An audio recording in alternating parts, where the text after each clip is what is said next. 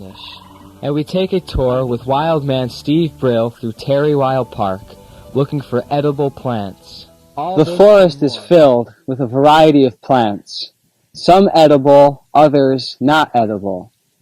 If you're wondering which plants you can eat in the wild, here's a man that can tell you. Wild man Steve Brill. I joined him on one of his tours through Tarrywile, Connecticut, and he showed us what to eat and what not to. Hi, this is naturalist wildman Steve Brill. I'm sitting here in my apartment in Mamaroneck, Westchester, with my 3.5-month-old daughter, Violet. I'm a naturalist and environmental educator. I take people on field walks and hunt for wild edible plants, herbs, greens, berries, nuts, seeds, roots, mushrooms, things people destroy and discard when they're growing in their backyards and gardens. And these species are very valuable, renewable resources, things that humans have used for food and home remedies for thousands of years. You need to know what they are. You can eat any plant once, but you can't eat them all twice. I lead tours throughout the tri-state area, including Connecticut. We're going to go to some clips of a recent tour in Tarrywile Park in Danbury. That was a lot of fun, and it was Violet's first nature walk. Science of poison plants and how they affect you goes back even before astronomy.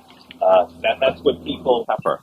Has long leaves with little teeth on it pointing toward the tip of the plant. White flowers. It's in the mustard family, so the petals are up in there. There's some up here, but not petals. These are American walnut? Yeah, this is an American species. And smell the leaves. They smell lemony. They come in a green husk. What you do is you go onto the pavement and stomp on them to get them out of the husk. Oh, how about a nutcracker? Well, I'm getting to that. Nutcracker is for nutshells, not for husks. From the valley. So first you, yes. Okay, all right. But you here we go. Okay, he wants the Nutcracker ballet. There we go. Terrific. Musically, I take after the mushrooms. I'm a decomposer. The seeds. And they taste like the hot mustard in the packages you get in the Chinese takeout store. I think when people do eat the earthworms, they leave them in oatmeal or something to get the dirt and grit out first. But that's not, right? Yeah, that's not my area. Well, she took it straight. Over the course of a career that began in 1982, I've gotten lots of press coverage. The best being when I was arrested by undercover park rangers for eating a dandelion in Central Park. Got me so much publicity that the Parks Department that had planted the undercover agents on my tour dropped the charges and hired me to lead the same tours. Let's take a look at a few of the press clippings. This was the cover article of the Queens Tribune back in 1990 when I left the Parks Department.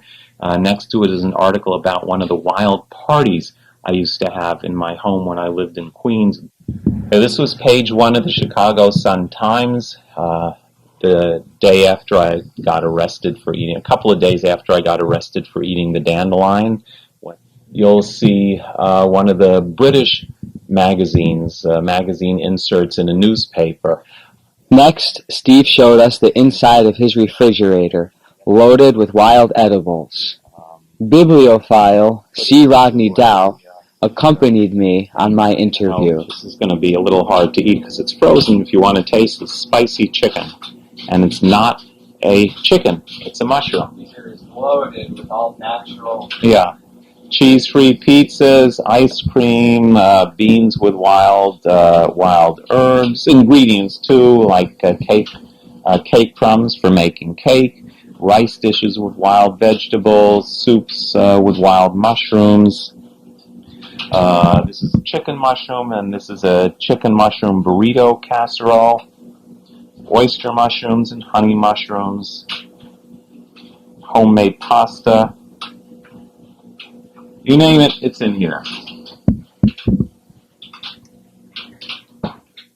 This is some of my artwork. These are lifelike sculptures modeled after wild mushrooms, some very delicious gourmet mushrooms, and some deadly ones, and some that are as tasteless as some of my jokes.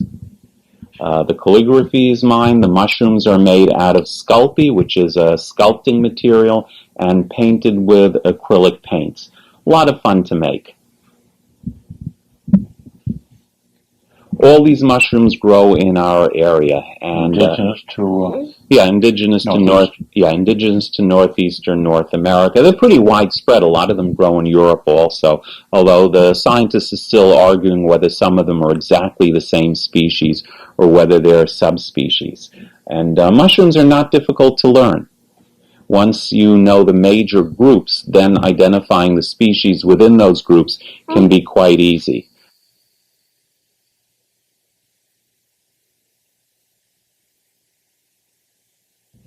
Hope you enjoyed the tour and that this motivates you to take some interest in inspecting and enjoying your own local ecosystems hands-on. This is Wildman Steve Brill. See you in the field. Well, friends, we've come